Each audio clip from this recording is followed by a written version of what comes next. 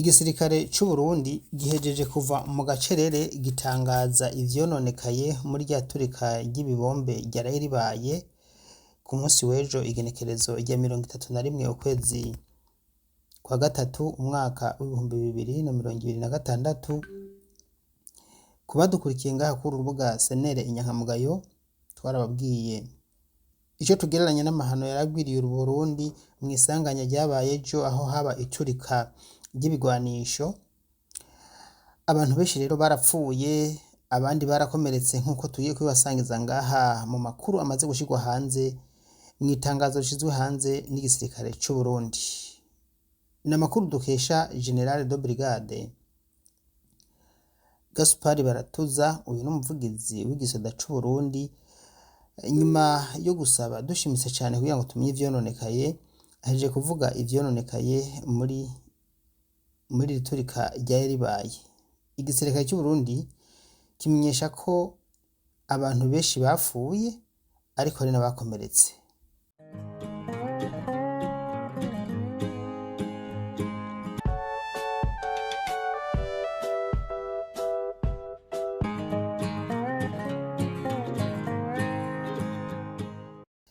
Duhereye kuri aya masanamu aha mubona abiri, aya masanamu mubona aba n'abarundikazi baraye bitavye Imana. Muri bamwe muri benshi tumaze kumva bapfuye ariko ntitwashoboye kubona amasanamu yabo. Aba rero turabagarukako, ariko reka mbanze ngaruke cane kw'itangazo rimaze gushirwa hanze n'igisoda c'u Burundi. Igisirikare c'u Burundi kimenyesha ko hapfuye abantu 13, ariko kandi bakanavuga ko hari abandi bantu 57 bakomeretse, bagakomeretswa n'ibisasu nyene vyariko biraturika ku munsi w'ejo mu gisagara ca Bujumbura. Ni iturika ryatangiye ku mugoroba nk'igihe c'isaha 12 zirenga iminota mikeya, vyaraturitse gushika mu masaha yirengeye cane y'ijoro. Vyarateye ubwoba abanyagihugu barahunga hirya no hino, cane ku Musaga, Kinanira, Kanyosha, hepfo mu Kinindo, tutibagiye ko na za Gasekebuye hose bahunze abatari bakeya. Gaspard Baratuza ahejeje kuvuga n'ikigiye gukorwa nyuma y'ibi vyaraye bishitse.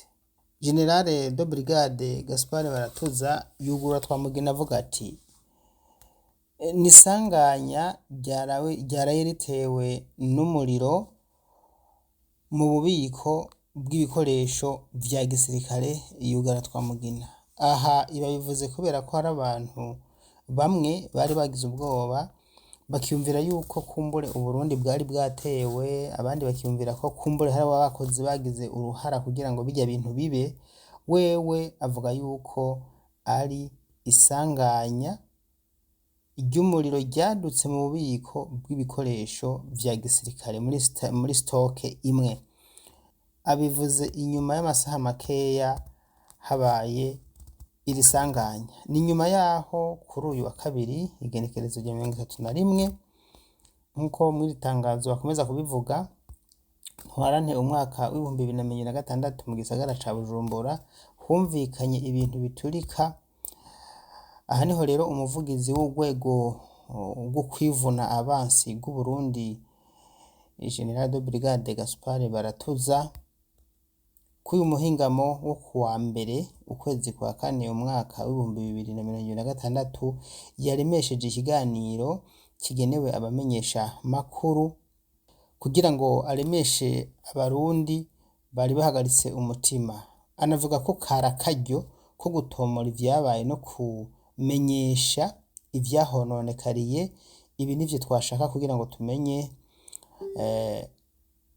Abarundi benshi barakeneye no kumenya n'ikigiye gukorwa, ibigiye gukurikira inyuma yaho ibi bibaye kandi bikamenyeshwa ku mugaragaro. Muri kino kiganiro rero General de Brigade Gaspard Baratuza, umuvugizi w'igisirikare c'u Burundi, yashimangiye ko ivyo vyaturitse vyatewe n'isanganya ry'umuriro wadutse mu bubiko bw'ibikoresho vya gisirikare canke ibigwanisho vya gisirikare vyari bisanzwe bibitse mu ikambi iri muri zone ya Musaga, ni muri komine ya Mugere mw'indinganizo nshasha. Ntihagarukije ngaho, yakomeje atomora ko ivyo vyaturitse vyatumye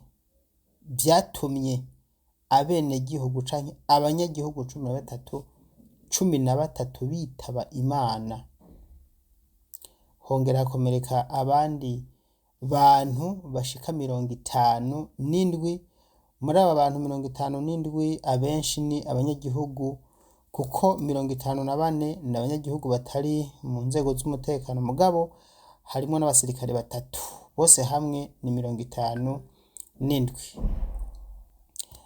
Yakomeje avuga ko ibi biturika bigizwe n'ibigwanisho n'ibikoresho vy'igisirikare vyononye ibintu bitandukanye, harimwo inzu, amamodoka y'abanyagihugu hamwe n'ibikoresho mbere vya gisirikare, n'ibindi vyahiye biratokombera nk'uko yabimenyesheje. Ico atashoboye kuvuga gusa ni ikigiye gukorwa kugira ngo kumbure abahahombeye bashomboshwe n'ibindi nk'ivyo. Yagerageje kuvuga ibintu bikuru bikenewe, ariko hariho ivyo abanyagihugu kumbure batashoboye kuronkera inyishu, ntawe uzi ko bazohava bakayibona. Baratuza ntiyagarukije ngaho, kubera ko yanakebuye abanyagihugu. Murazi ahabaye isanganya nk'iri, ibigwanisho vyinshi biramijuka, bimwe vyaturitse ibindi bikamijukana n'amakese yavyo, gutyo ugasanga ibigwanisho nkuko twabibonye mu vyo twamye tubashikiriza kare tunabereka, ugasanga ibigwanisho vyakuye mu banyagihugu kandi vy'ukuri bigashobora kwihibara, kuko usanga bimwe vyasanzayeyo bitamaze guturika. Ibi rero birashobora guhitana abanyagihugu. Aha niho rero Gaspard Baratuza yaciye avuga ko naho urwego rwo kwivuna abansi rw'Uburundi rwaraye rutakaje ivyo bikoresho, ati turaremesheje Uburundi buguma buhagaze neza mu bijanye no gukingira abanyagihugu hamwe n'ivyaba nk'uko vyari bisanzwe biri. Mu yandi majambo yavuze ati ni nk'akatsi kavuye ku nzu, ibigwanisho turacabifise nubwo ububiko bumwe buhiye bugatokombera, mugabo ibigwanisho bindi turacabifise. Ibi n'umukuru w'igihugu kuri X yanditse ejo mw'ijoro, yaravuze ati ni ububiko bumwe bw'ibigwanisho bwahiye, atariko mugabo ibindi turacabifise. Aha niho rero Gaspard Baratuza aca asaba abarundi bose kuguma batekanye kandi bafatanye mu nda, akavuga ati bongere bagume barikanuye, hagize uwubona ikigwanisho kitasambutse akibwira abajejwe intwaro canke abajejwe umutekano, kugira ngo batume ko ababifitiye ubuhinga n'ubumenyi babibakure impande ataco vyononye. Iki ni ikintu gikomeye cane. Murabona ko bino bigwanisho vyagiye bikagera kure gose. Aha hariho riske yuko hari ibigwanisho uzosanga vyaguye ahantu bitaturitse, gutyo nk'umuntu ariko ararima ugasanga aragikubise isuka, giciye kimuturikana. Ibi birashobora gushika, canke ugasanga abana baragikinishije baracuguruye. Ibi navyo nyene birashobora gushika.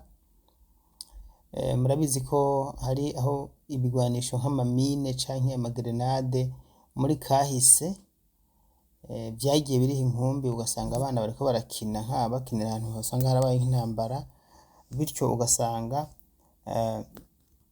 abana baravyuguruye batabizi, bigaca bibahitana.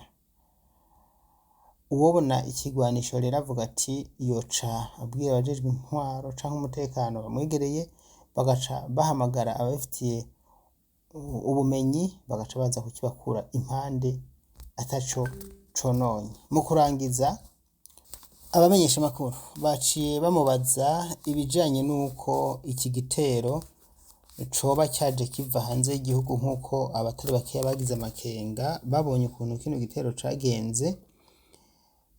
General de Brigade Gaspard Baratuza yavyamaganiye kure, yavuze yuko iki gitero kitavuye hanze namba, yuko ari ububiko bw'ibikoresho by'igisirikare bwo nyine ubwabwo bwaturitse, aravuga ati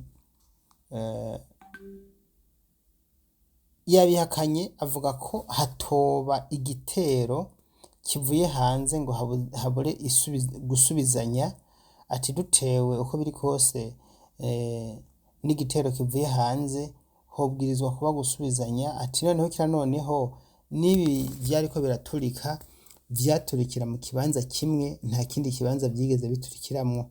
Vyumvikana ko rero ivyabaye nivyo nyene mwabonye vyabereye ngaha muri base, ati ni igitero cizanye giturutse ku muriro, ku muyagankuba canke kwiturika ry'ibigwanisho ubwavyo, nta muntu yateye Uburundi kubera ko twari kubasubiza. Ngayo nguko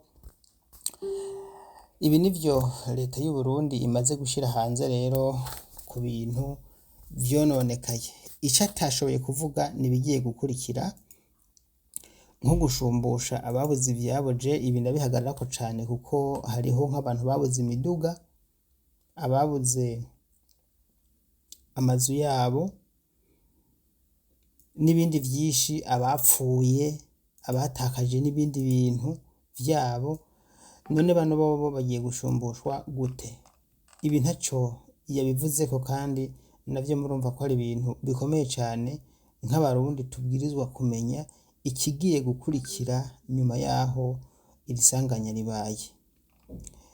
Mu kurangiza jewe reka nihanganishe imiryango yabuze, ni abantu benshi babuze ababo, abavyeyi babuze abana babo, abana babuze abavyeyi babo, mwabuze inshuti, mwabuze abagenzi, mwihangane. Abantu 13 bamaze gutangazwa, murumva ko atari abantu bakeya. Amakuru yo kwizera dufise nuko bashobora no kurenga, kuko murumva ko hariho nubwo yemeje ko hariho 13 bapfuye, ariko urumva ko hariho abantu 57 bakomeretse, kandi benshi n'abasivile bashika 53. Abasivile benshi bashika 54 n'abane murantunga. Murumva ko ari abantu benshi cane. Imana irinde Burundi. Reka twihanganisha imiryango yabuze, aho muri mwese mwihangane, niko bimeze. Iki ni ikintu n'ukuri ata muntu kitoshikira, kuko iki gitero kizanye tudatewe n'igihugu runaka canke ni ikintu kizanye ku buryo atakuntu nakumwe gikwepa. Ni nka kurya wowe uri mu nzu ukumva inzu urimo irahirimye, uyirimwo ataburi buje. Niko vyagenze. Hari abahunga bikabasanga mu nzira ariko barahunga, hari abari binyegeje mu mazu bikabasanga mu nzu aho bibereye. Wa wundi uti nta urusimba rwamubonye, iyo umunsi bageze nta kundi bigenda. Mwihangane rero, twese niyo nzira.